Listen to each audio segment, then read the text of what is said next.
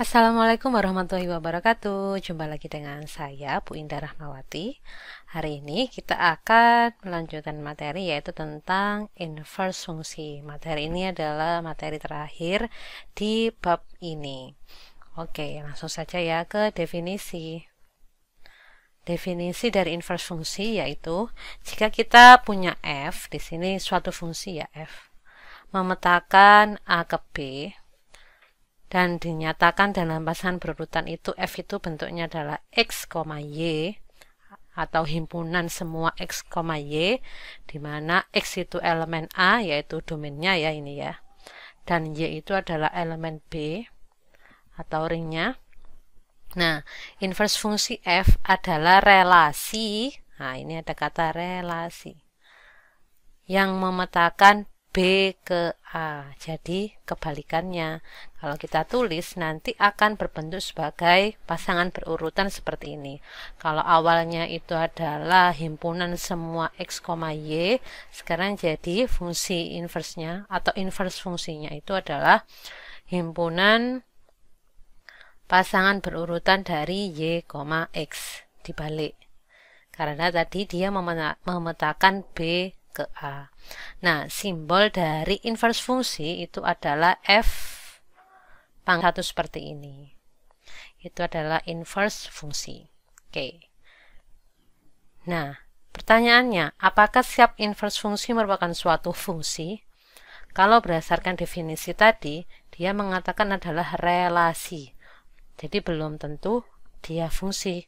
Apakah iya? Nah, coba kita perhatikan suatu contoh berikut. Misalkan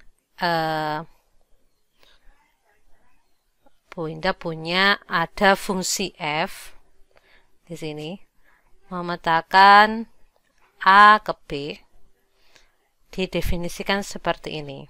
Saya bentuk dalam langsung diagram Venn ya. Di sini min 2, min 1, 1, 2. Nah, dia itu ada fungsi f yang sama dengan itu, ini fungsi fx ya, ada 1, 2, 3, 4. Nah, ini adalah kodomennya atau b, di sini ini a. Nah, ternyata min 2 itu dipasangkan dengan 4. Ini misalkan saja ya. 2 dipasangkan dengan 4 juga. Kemudian min 1 dipasangkan dengan 1. 1 dipasangkan dengan 1. Nah, ini kan merupakan fungsi ya, suatu fungsi. Relasi ini merupakan suatu fungsi karena ingat dikatakan suatu fungsi jika setiap anggota, kalau di sini domainnya adalah A, memiliki tepat satu pasangan di kodomen B. Nah, kalau diperhatikan, min 2 kan memiliki 4, 1 memiliki 1, min 1 cuma ke 1 saja, 2 ke 4. Nah, beda lagi ketika kita definisikan atau berdasarkan definisi tadi, yaitu f inverse-nya itu didefinisikan sebagai B, kita petakan ke A. Berarti kan dibalik ya. Yang awalnya min 2,4 sekarang jadi 4, min 2. Berarti kalau Bu Indah gambarkan dalam bentuk diagram, maka kita peroleh yang ini, Bu Indah tulis 1, 2, 3, 4.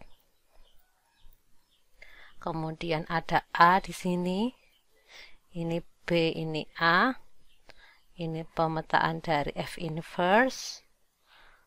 Di sini ada min 2, 1, min 2, min 1, 1, 2. Nah, di sini kan berarti 1 dipetakan dengan 1 1 dan min 1. Berarti dipetakan dengan min 1 dengan 1. Kemudian 2 tidak punya pasangan, ya kan? 3 nggak punya pasangan. Sedangkan 4 memiliki pasangan, yaitu min 2 dan 2. Nah, coba perhatikan, apakah setiap domain B, berarti kan di sini sekarang inverse F-nya itu domainnya adalah B kan? Nah, apakah setiap pasangan B, setiap anggota di B memiliki pasangan? Karena kan tadi disebut sebagai fungsi harus memiliki pasangan tepat 1. Kalau nggak punya seperti ini, berarti dia bukan suatu fungsi. Maka di sini dapat disimpulkan bahwa F inverse-nya bukan fungsi. Karena tadi ini tidak memiliki pasangan, kemudian 1 memiliki 2 pasangan. Dia selingkuh.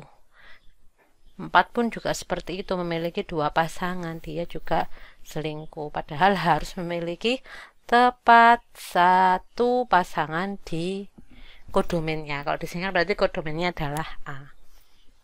Jadi sudah terjawab ya, apakah setiap inverse fungsi merupakan suatu fungsi? Jawabannya adalah tidak. Tidak selalu. Oke.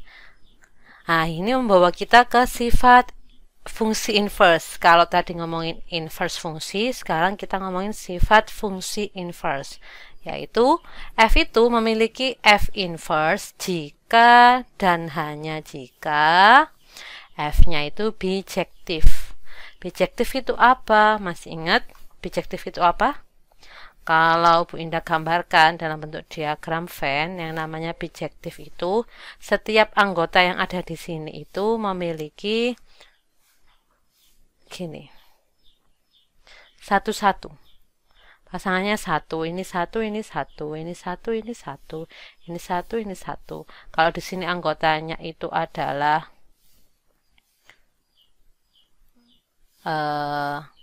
ada 3, di B juga harus ada 3, dan setiap A memiliki pasangan di B. Jadi B pun memiliki pasangan tepat 1 di A. Itu namanya bijektif.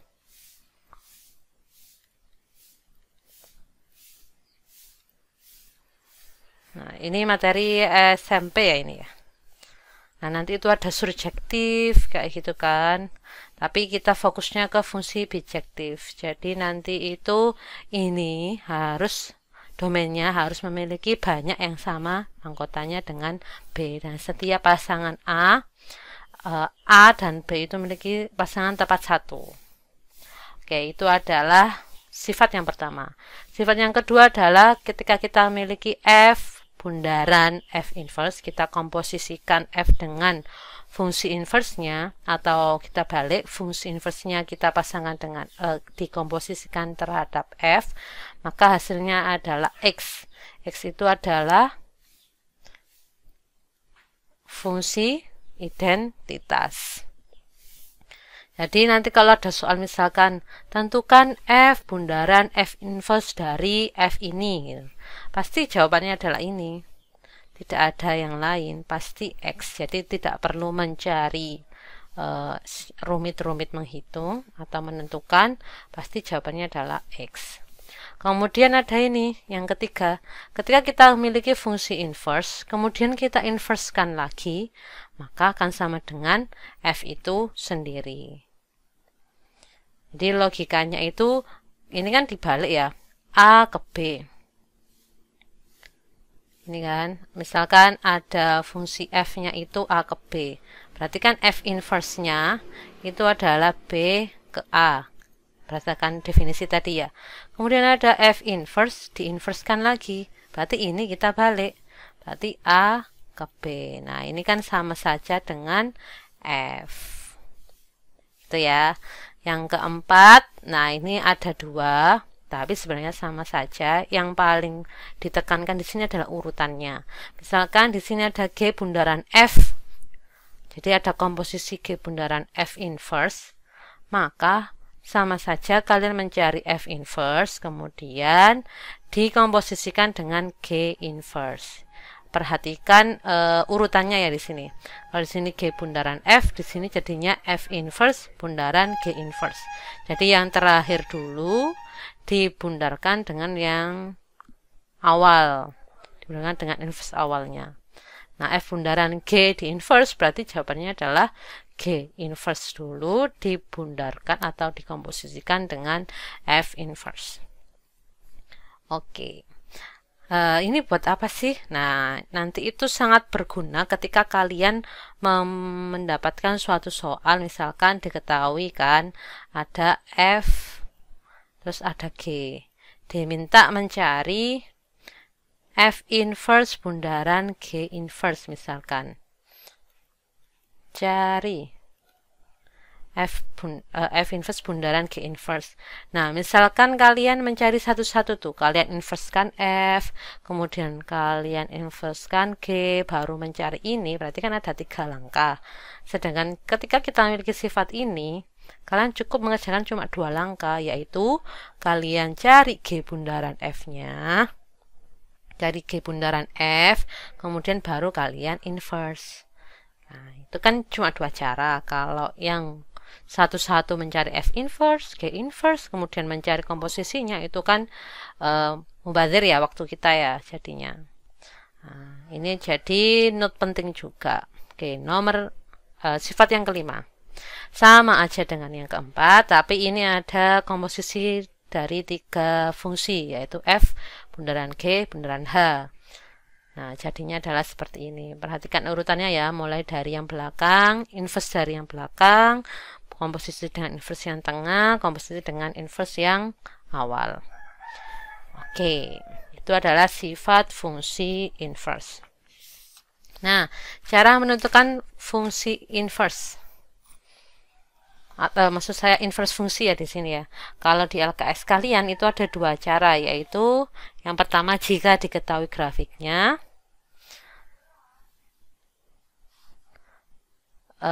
ada 2 cara. Yang pertama, jika diketahui grafiknya, maka itu sama saja kalian mencerminkan terhadap Y diketahui grafik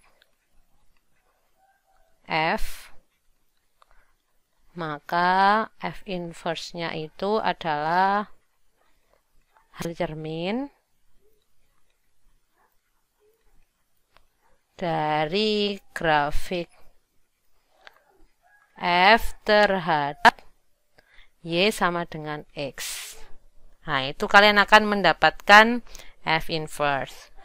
Nah, itu yang pertama. Yang kedua itu ketika kita diketahui fungsinya, rumus fungsinya ya.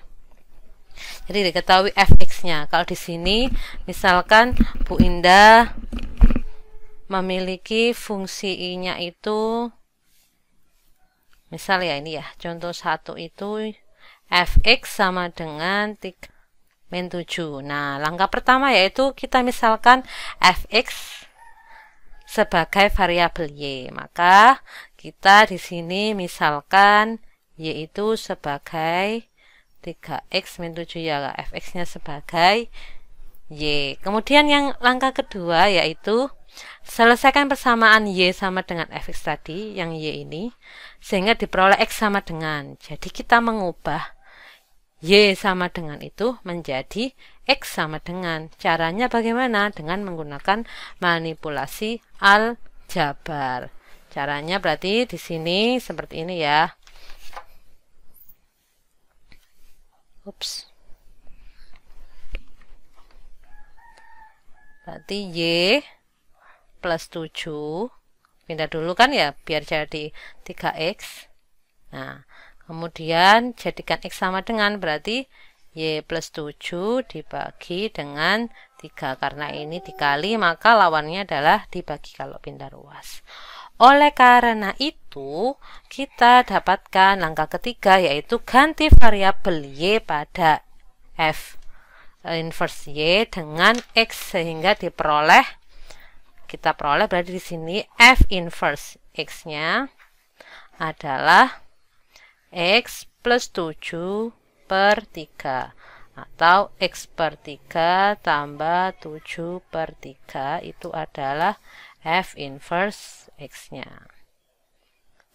Jadi deh, ini adalah inverse dari F. Itu adalah contoh yang pertama. Oke, Bu Indah akan kasih satu contoh lagi. Ini kan fungsinya itu adalah fungsi linear ya. Sekarang akan Bu Indah kasih contoh lain, yaitu di sini. Misalkan Bu Indah punya Y sama dengan, ini adalah contoh kedua, atau fx-nya ya. Fx-nya itu adalah 2x plus 7 per 3x min 5 dengan x-nya itu tidak 5 per 3. Ini adalah fungsi rasional ya. Tentukan, perintahnya adalah tentukan F inverse-nya. Nah, dengan menggunakan yang pertama tadi, berarti kita misalkan terlebih dahulu fx-nya menjadi y. Berarti kita punya y sama dengan 2x plus 7 per 3x min 5. Nah, ternyata langkah keduanya kan adalah kita mengubah dalam bentuk x sama dengan ya. Berarti gimana caranya kita nanti dapat x sama dengan? Nah, kita lakukan manipulasi aljabar. Yaitu kita pindahkan ini ke sebelah kiri. Berarti kita memiliki adalah y kali 3x min 5 sama dengan 2x plus 7. Jadi ini kita pindah ke sana, jadinya kan ini 3x min 5. Yang sebelah kanan adalah 2x plus 7. Nah, kemudian karena kita kan tujuannya x sama dengan kan, langsung aja kita jadikan ini atau kita kalikan dia distributif. Jadi kita memiliki 3xy min 5y sama dengan 2x plus 7. Nah, kita kumpulkan nih yang punya x ke dalam satu ruas. Nah, di sini kan ada x, karena tujuan kita kan jadi x sama dengan kan. Ini juga ada x. Nah, kita kumpulkan semua yang memiliki x di sebelah kiri misalkan. Berarti Bu Indah di sini memiliki 3xy. Ini kita pindah ke sana, jadi min 2x sama dengan yang lainnya kita biarkan di sebelah kanan. Berarti ini pindah ke sana kan jadinya 5y plus 7 ini. Nah, jadikan x sama dengan berarti menggunakan sifat distributif, kita keluarkan x. Di sini berarti kita punya 3y. Ya kan ya, kita ambil x-nya kan jadi 3y. Min x-nya kita ambil taruh depan berarti sama dengan di sini jadi min 2 sama dengan 5y plus 7. Oleh karena itu x-nya adalah 5y plus 7 per 3y min 2.